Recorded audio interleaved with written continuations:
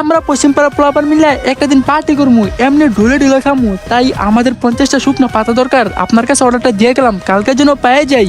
এই লোন, আপনার আগে এক পিস স্যাম্পল দিলাম, আপনাকে নিজে খেয়ে টেস্ট করবেন, এরপরে সেম টেস্টের মাল আমাদের দিবেন। আর আমরা জন্য এমনি টাইনে টাইনে খাইতে পারি, তাহলে আপনার সাথে ডিলটা কনফার্ম করলাম।